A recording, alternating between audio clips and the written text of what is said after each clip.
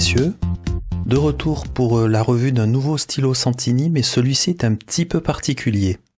Le nom du modèle est Calypso Mother of Pearl. Oui, c'est bien Calypso, la reine des nymphes, qui a retenu Ulysse pendant son voyage pendant 7 ans, parce qu'elle était amoureuse de lui, tout simplement. 7 ans quand même, c'est 2 fois plus long que le temps qu'il lui a fallu pour franchir tous les obstacles de son voyage. Il peut remercier Zeus aussi d'avoir envoyé Hermès pour le libérer de la belle Calypso. Quant à Mother of Pearl, ce n'est rien d'autre que la nacre. Et ici, Santini promet que ça provient de coquilles, coquillages, etc., naturels, mais pas issus d'espèces protégées. Il serait assemblé à la main par un artisan, et ça serait du 100% Italian made et du 100% Italian class. Oui, on va voir si c'est la classe. En premier, ne m'en voulez pas si parfois je dis la Calypso et d'autres fois je dis le Calypso. Parce que les deux existent, puisque le Calypso c'est une musique qui prend le masculin, et la Calypso c'est effectivement la nymphe, mais c'est aussi le bateau du commandant Cousteau. Donc des fois je vais sûrement dire le, des fois je vais sûrement dire la. J'en suis désolé et ne vous formalisez pas pour autant là-dessus. La Calypso, c'est 3 éditions limitées dans le temps. Il y a quelques mois, la même version que ce que vous avez sous les yeux mais en bleu. Et il y a aujourd'hui la version rouge et la version verte. Chacune de ces éditions est limitée à 33 exemplaires. Regardons de plus près le stylo. Toutes les parties qui sont rouges sont en ébonite. Donc comme je le disais en introduction, ça c'est de la nacre. Nous avons ensuite tous les anneaux avec le premier ici, 2 anneaux et 3 anneaux avec un clip ici. La nacre, bien entendu, change de couleur suivant la lumière. C'est vraiment un très beau stylo, surtout si on aime la nacre. Nous avons côté finial, ici le S de Santini. Désolé pour les reflets. Et de l'autre côté, rien de spécial.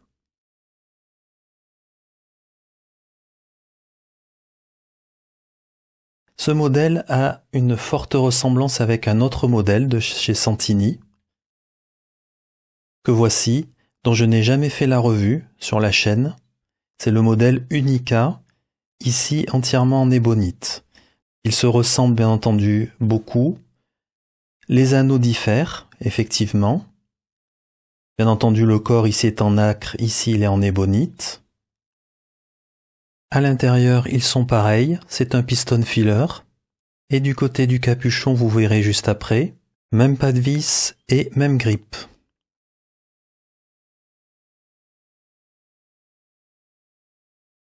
Un tour pour le capuchon. Le clip, alors pour une fois il est utilisable. Usuellement le clip est en béton armé, chez Santini il est inutilisable. Ici c'est parfaitement utilisable, ça fonctionne assez bien, il est légèrement dur mais c'est correct. Un tour comme je le disais, et voici une des particularités de l'Unica et ici de la Calypso, c'est que le pas de vis est à cet endroit-là. Alors moi j'ai eu peur la première fois d'être gêné par les pas de vis avec l'Unica, et ce n'est pas le cas. Je n'ai jamais été gêné par ces pas de vis. Globalement, le stylo est très confortable au niveau du grip. Ici c'est un petit peu particulier, parce que comme le corps est en nacre, ici ça accroche un petit peu. L'anneau est un tout petit peu relevé, et comme vous pouvez observer, la nacre ici est facettée. En résumé, ce n'est pas un cylindre rond, c'est avec un grand nombre de facettes. En résumé, on sent assez bien l'anneau qui est proche du grip du côté de la nacre, et il faut bien l'avouer, ce n'est pas une sensation très agréable, ça accroche trop. L'autre anneau de l'autre côté, c'est correct. Comme toujours, nous avons affaire à un piston. Ça fonctionne toujours de la même manière chez Santini. Là, quand ça bloque, c'est qu'on est en bout. Et par contre, ça se termine par un roulement, à la fin, un roulement infini, dans l'autre sens. Ça fonctionne très bien. Aucun souci de ce côté-là. Du côté du capuchon, c'est très classique. Rien de spécial, c'est bien fait. Le pas de vis est un petit peu à l'arrière. Et personnellement, je pense que c'est très sympa d'avoir le pas de vis à cet endroit-là. Et de même ici, on va noter que l'anneau est plongeant dans le capuchon. Et on termine par ce que je préfère chez Santini. Une très belle plume, comme toujours. Cette fois-ci, c'est une plume de taille 6. En or 18 carats. Alors à noter que Santini fait des plumes en or blanc. Je crois que c'est un des derniers à faire des plumes en or blanc. Mais je pense qu'ici, elle a tout de même été rhodiée, vu sa couleur. Cette plume est une plume de taille F, flexi.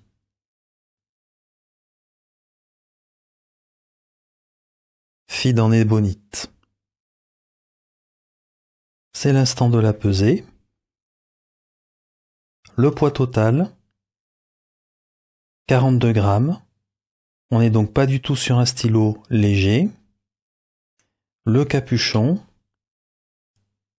12 grammes, ce qui va nous faire approximativement 30 grammes pour le corps du stylo.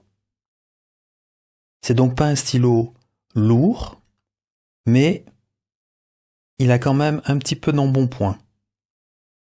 Si je compare à l'Unica, donc je vais surtout comparer le corps du stylo, l'Unica est à 24 grammes. Donc, tout ce qui est nacre a fait prendre au stylo environ 6 grammes. Comparons la dimension du Calypso avec d'autres modèles. Ici, le Santini Toscane.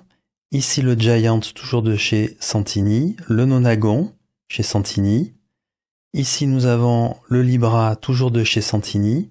L'Usuel Lamy Safari et la Calypso à cet endroit-là. La Calypso est le modèle le plus petit de tous ces modèles, mais nous voyons qu'il est approximativement à égalité avec le Lamy Safari. Le Nonagon et le Libra sont un petit peu plus grands, et les deux derniers qui sont ici sont bien entendu beaucoup plus grands. Ils intègrent aussi, il faut dire, une plume 8.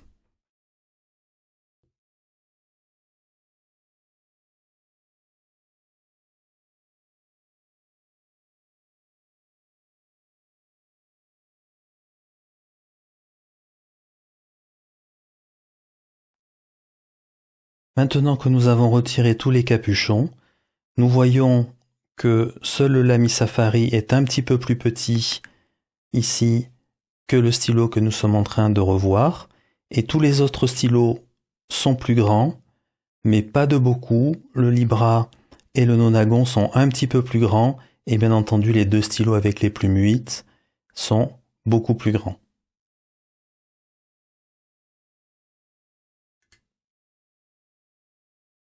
Nous voyons ici que la Calypso poste très bien, c'est sécure, sauf que il poste en plein sur le capuchon du piston. Donc vous pourriez activer le piston de cette manière-là, et par ailleurs, il ne poste pas profondément du tout. Si on regarde maintenant, la marge qu'il y a, sachant que j'ai des mains de taille moyenne, il n'y a pas énormément de marge. Donc ce genre de stylo sera pour des mains moyennes sans problème, pour des mains un peu plus grandes que moyennes sans trop de problème. Par contre, pour des grandes mains, ça sera nettement plus délicat. Il vaudra peut-être mieux se tourner vers un autre modèle de chez Santini. C'est le moment de mettre de l'encre dans le stylo. Je vais mettre de la Diamine ancienne Copper, une encre que j'aime bien, et ça va me donner l'occasion de vous montrer l'encrier de voyage Pineider, très pratique, qu'on peut emmener en avion. Et je vais donc vous montrer comment il marche, ce qui n'a rien de bien compliqué. Donc il faut ouvrir le bouchon qui est bien entendu un petit peu dur parce que ça permet de résister à la pression et qu'il n'y ait pas de fuite, qu'on puisse l'emmener partout. Et on met la plume à l'intérieur et l'important c'est que on mette la plume suffisamment loin pour que le caoutchouc entoure bien la zone du grip de façon à ce qu'il n'y ait pas de fuite d'encre. Donc une fois ceci fait, on prend quand même une petite précaution, on renverse et on met de l'encre. Et on tourne le piston dans le cas présent pour mettre l'encre. Voilà, c'est fait.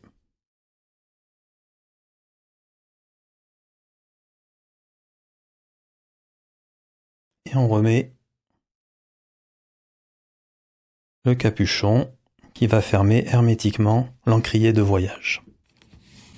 C'est le moment du test d'écriture.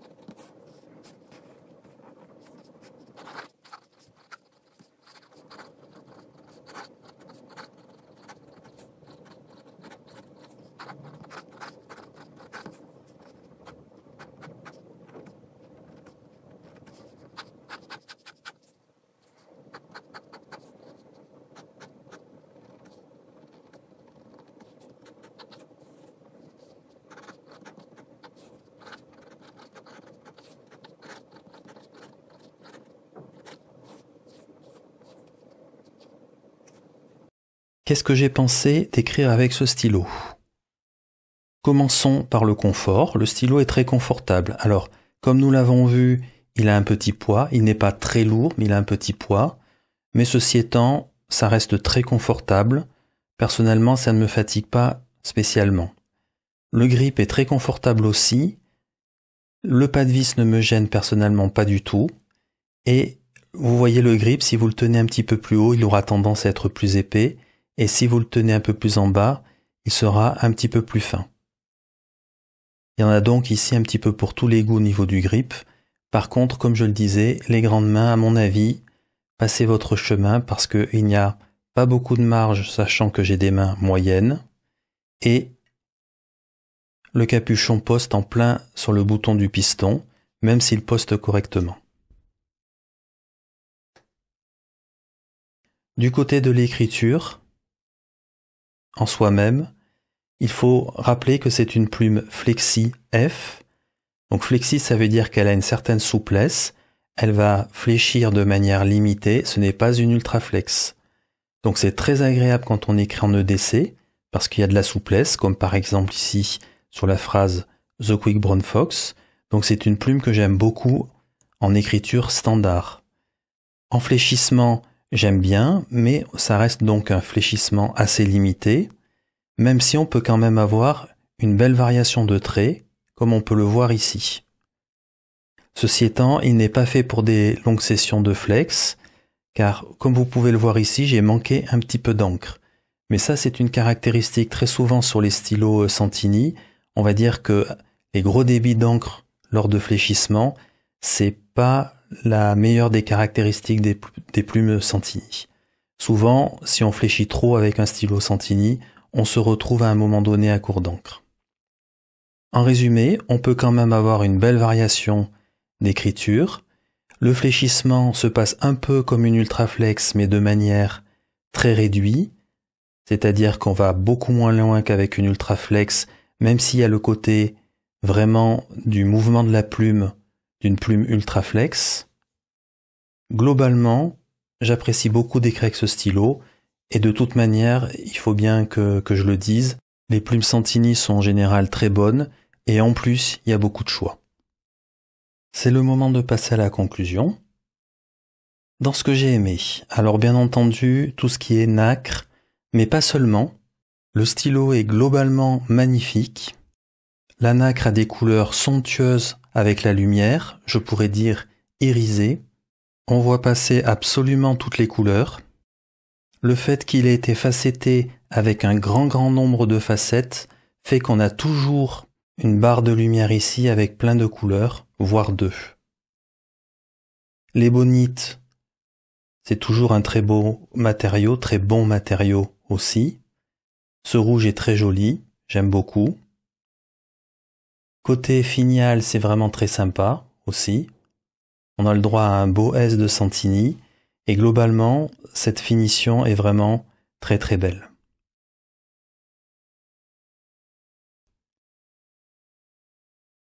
Du côté de la plume, c'est toujours pareil avec Santini.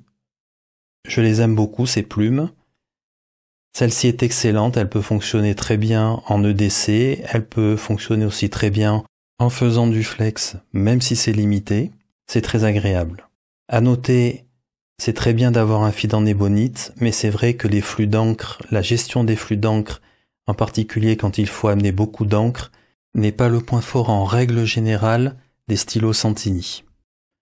Du côté du pas de vis, pour moi ça fonctionne très bien. En fait j'aime beaucoup parce que du coup ça permet de visser vraiment très bien. Le capuchon est vraiment bien guidé du fait que le pas de vis est plus à l'intérieur. Donc ça va très vite et il n'y a pas d'hésitation, il n'y a pas de mauvais engagement du pas de vis, rien du tout, ça fonctionne vraiment très bien. On aurait pu avoir peur que ce pas de vis gêne durant l'écriture. En tous les cas, pour moi, il n'y a aucun problème. Ensuite, le piston fonctionne bien. Et, alléluia, le clip est fonctionnel. C'est le premier clip que je vois de fonctionnel dans un modèle de chez Santini. Avec l'Unica, bien entendu, parce que pour moi, c'est un stylo qui est vraiment dérivé des modèles Unica. Dans ce que je n'ai pas aimé, bon, bien entendu, le prix, c'est un stylo qui n'est entre guillemets pas donné. Chacun jugera après s'il vaut ce prix ou pas.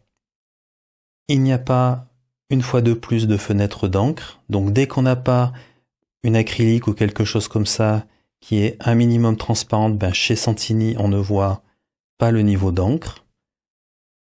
Ensuite, cette bande ici, comme je le disais, elle n'est pas très bien intégrée avec la nacre à cet endroit-là.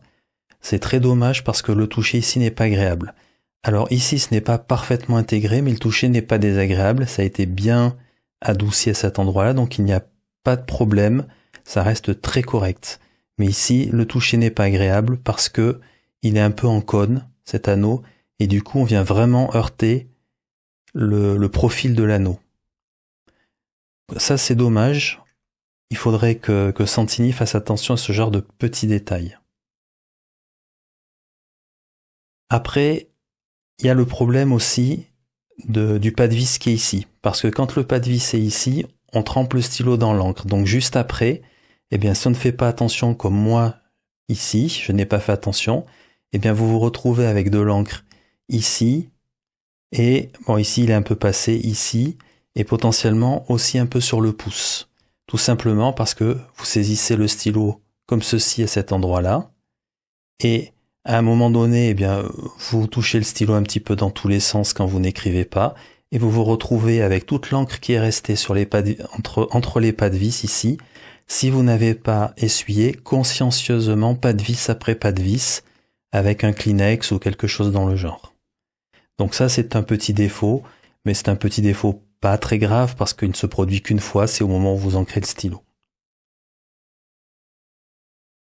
Ensuite, et ça c'est le dernier point, c'est que je pense que les grandes mains peuvent passer leur chemin, car le stylo n'est pas assez long pour les grandes mains, hélas, et comme il ne poste pas, on va dire proprement à l'arrière, eh bien je pense que les grandes mains peuvent passer leur chemin.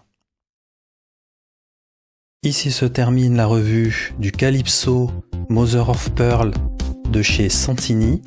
Je vous remercie pour votre attention et à bientôt.